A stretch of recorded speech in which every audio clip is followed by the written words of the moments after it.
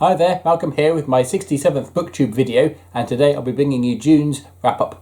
I've got 12 books on the list, so let's get cracking. Kicking off with Star Wars Tales of the Jedi Part 6 Redemption. I managed to read this one using an online comic book repository, but it is a reread from a library book I borrowed quite a few years ago now. This one sees Ulic Droma, now having been cut off from the Force, go into a self-imposed exile as he feels really, very much really sorry for what he did. It does seem to be the Jedi way, if things don't go your way, to go and find some remote rock to live out the rest of your life on. But his old curmudgeonous ways come to an end when he's visited by a young female Jedi wannabe, Rey, no, that's the film, Vima, Numi Sunrider's daughter, who has found this elderly, grumpy old Jedi to teach her the ways of the Force, and written a good 20 years before The Last Jedi came out on the cinema. In essence, pretty much the same plot. Meanwhile, other Jedi are trying to deal with their own actions during the Sith War, with one dealing with her hatred toward Ulic, and of course Jedi are not supposed to hate. A much lower key story than the rest of the series, and I don't know what they did, but they changed the artist, they seem to have changed the writing style. This stands a head and shoulders above the rest of the series by quite a comfortable margin. A really good character piece, very sombre artwork fitting in with the theme of the story. I remembered enjoying it the first time round, and I certainly enjoyed it again this time round. Buy it. And after that we finally finished reading Whale Adventure by Willard Price to my son. In this one, Hal and Roger take a break from collecting animals, or seeking sunken treasure, or getting shipwrecked on desert islands, and find themselves on an old-style whaling ship. Written in a time when whaling was beginning to get frowned upon, there were sanctions beginning to be put in place to reduce the amount of whaling going on, but it was still a thing. Hal and Roger get a close-up look on how whaling was done old school, with harpoons and getting up nice and close and personal, as well as dealing with whale carcasses and boiling them down to oil, and that whole works. A real fascinating insight into that way of life and just how dangerous it could be. And to make things even more dangerous, their captain is a grade A tool. A bully, a coward, who seems hell-bent in making sure these two young scallywags find some toothy demise at the sea. Full of adventure and unlikely escapes, a good old Boise adventure. One I remember quite keenly, even 20 years on. Worth reading. And after that, it was the book of the month, Planetfall by Emma Newman. This one came recommended to me from YouTube. The back cover's peely. In response to my question about other police procedural type stories set in space. I have done a separate video on this one, so if you want to know what I thought about this, go and check that out. I'll leave the link in the description box down below. And after that I read Star Wars Dark Times Volume 7, A Spark Remains. This one sees the final showdown between Das Genir, the crew of the Uhmeli, and Darth Vader. It starts at the end with explosions and certain death, and being the last one of the series, you really don't know who, if anybody, is going to survive. Apart from Darth Vader, obviously, because he then features in various films. Really enjoyed this one. The series got stronger as it went on, I think, and came to a very satisfying conclusion, I thought, and one that believably leads into A New Hope and everything that is canonically on film. I won't say too much more about that, spoilers. The artwork is still gritty, keeping with the theme. Buy it, if you can find it. And from one graphic novel to the next, I then read Superman, American Alien. Last month I read Supergirl Being Super, which I picked because of its easy access into the DC universe. I didn't have to know anybody else, I didn't have to know any backstories. It started fresh, and so it was easy to get into. Similarly, American Alien is a similar sort of thing, but with Superman. It's another origin story, starting on Earth, with a very young Clark Kent who is dealing with his being able to fly. He can't turn it on and off. He begins flying when he's not ready for it, and he can't fly when he wants to. And then goes through adolescence, and then starts work at the Daily Planet, and each time he encounters some threat or scenario to overcome, and is learning as much about himself and his powers as he is about the world around him. Told in a series of short stories, all by the same author, but using different illustrators to make it fresh throughout. I'm not completely up to speed with all the Superman lore, but he does seem to be a bit more vulnerable on this one. When he's shot, he does bleed a bit, but at least when he's younger. And again, it's a really good entry-level story for the DC universe. You don't need to know anything about any of the characters. They do crop up. There's Lex Luthor, there's the Lantern Corps, there's Batman, there's Oliver Queen, a very young Dick Grayson. But it's not important if you don't know who these characters are. They have their moment to shine in the story, and then they go their own ways. Batman is a bit more recurring, but you should know who Batman is, at least. So the artwork varies from quite cartoony when he's younger, gritty and moody when he's a teenager, bright and colourful in his heady days, and a lot more conformative when he starts getting a job. It's a shame there's only one of these. I would like to have read book 2 of it. I can't recommend this one enough. Booktastic. After that, I finished reading Intervention by Julian May. This is book 1 of the Galactic Milieu series, or if you're over the pond, books 1 and 2. This follows directly on from the saga of the Exiles, but is also based before it. And what I mean by that is you do need to have read the Exiles first before you go into here, because there are certain things that have happened or are going to have happened, which will or will being going to maybe perhaps being affecting this one at some point in the future past. However, unlike the Exiles, this takes a very different approach. The Exiles is very Game of Thrones in style, or rather Game of Thrones stole the style from it. This one is more of a family dynasty saga. It follows 4 families as they develop their mental powers, as featured in the Exile series, whilst the Galactic Milieu, a conglomerate of 5 alien races, look on with bated breath, waiting to see if humanity get their act together and are good enough to join their big galactic club, or destroy themselves. Unlike the title, they don't actually step it until right toward the end. Bit of a spoiler, but there is more in the book, more of the series, and it does say it on the cover.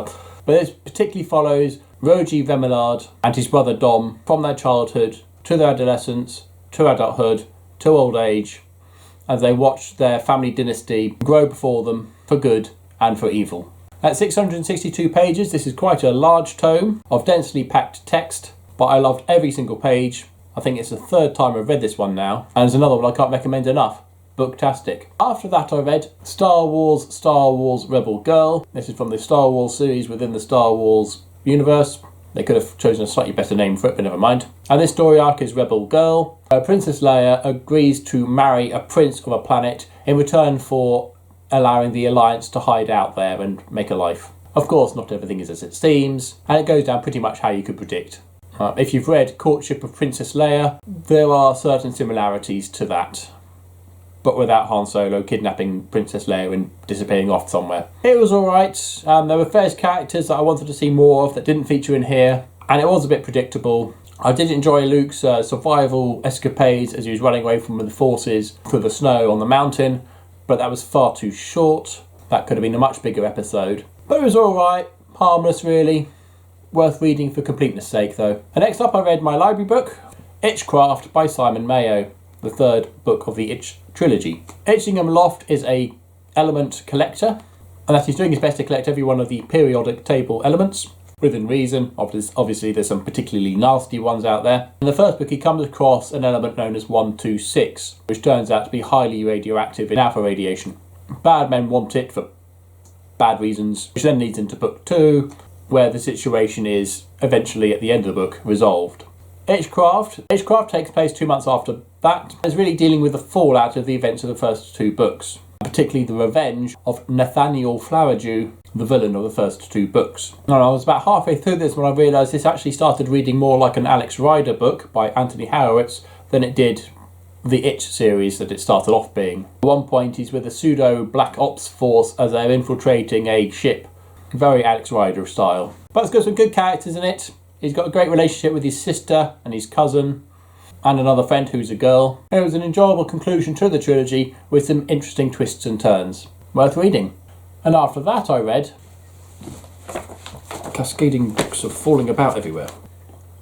Break No Bones by Kathy Reichs, book 9 of the Temperance Brennan series. In this one the forensic anthropologist is taking a break from digging up bodies by going on an excavation with some students and end up digging up some bodies, or rather one body, which of course then leads into an investigation as to who they were and why they died. Now admittedly this one did start off again with the general angst between her and her on again off again boyfriend Detective Ryan, further complicated by the arrival of her estranged husband Pete. I thought, oh no, we've got a love triangle going on, but it was very quickly subverted, and the angst that usually lies throughout the whole tome is resolved much sooner than the end, which was really refreshing. We could actually get on with the story itself.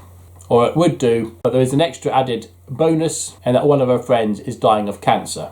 And so every now and again we have to stop the plot and deal with that. Yes, it was well written and tastefully done, but it did sort of get in the way of the main story.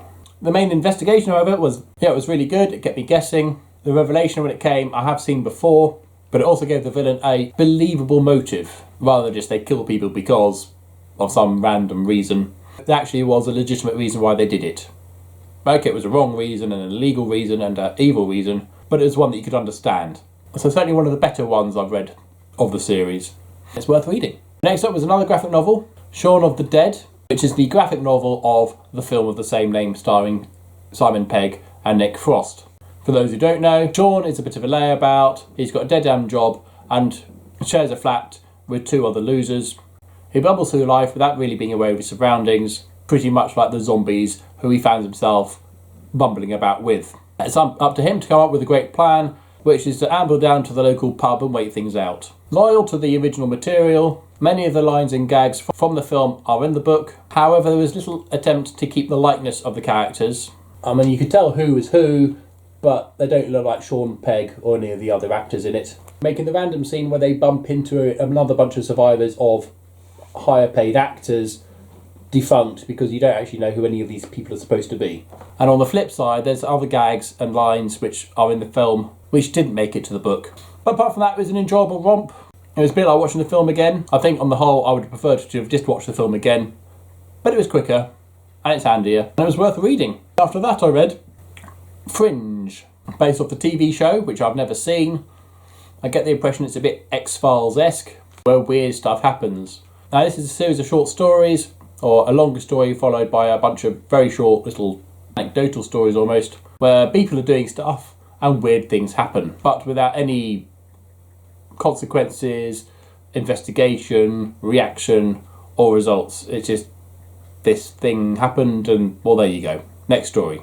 Now I did think they were perhaps tasters of the TV series itself. The prologue at the beginning of the book does actually give an indication that it might be the case. Having read other people's reviews, this virtually has nothing to do with the TV series at all. So they're a bunch of disjointed, unrelated stories which don't really tell a story or do very much at all.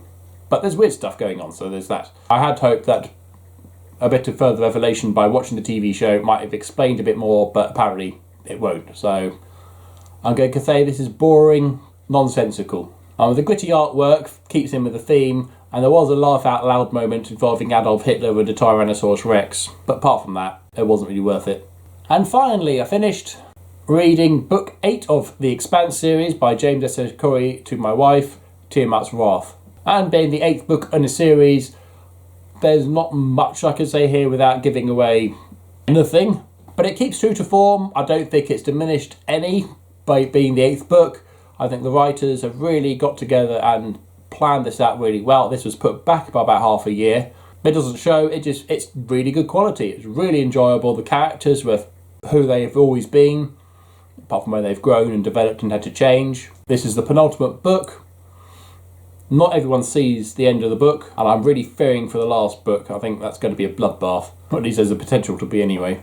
There's some really interesting twists and turns in here. I can talk about one of the new characters that are introduced, Teresa, who happens to be the daughter of the Emperor. At 15 years old, she is about as trapped as one of the prized prisoners. So it's really interesting seeing her point of view, and now she's just trying to exist in this world, surrounded by all this crazy stuff going on. And then you've got this ancient alien race, you've got this other unknown alien race who's trying to kill everyone, and yet she's just worried about some boy and some girl from her class because they keep seeing each other and she's missing out. So it's really interesting how this galactic level of intrigue and politics is interspersed with this little girl, and in no way is the story broken up. It's fascinating reading, booktastic. And if you haven't already, go check out the TV series, which is on Netflix and Amazon if you're in the UK. The first 3 seasons up there now. Check it out, first rate stuff. Read it. There you go, 12 titles. Some were great, some were less so, some were in the middle. I did a few more titles than I thought I was going to, so I did quite well there. What did you manage in June? Share a list or link in the comment section down below. Or what's your favourite ongoing series? I'd love to know. As always, if you have nothing nice to say, then please keep it to yourself. Thank you. Until next time, see you later.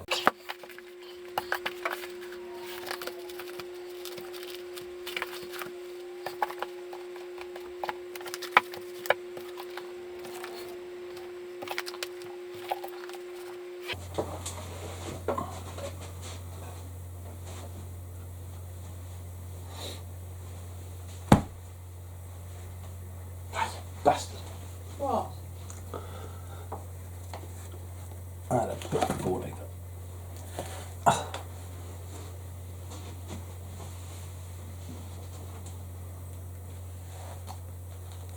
Why don't you just bend downwards? What did I do? Wasn't that one that fell over? It's this one that fell over. Well, hold it up from behind. Duck. Quack. There you go. I'm so totally not hiding down behind here. There, everything's there.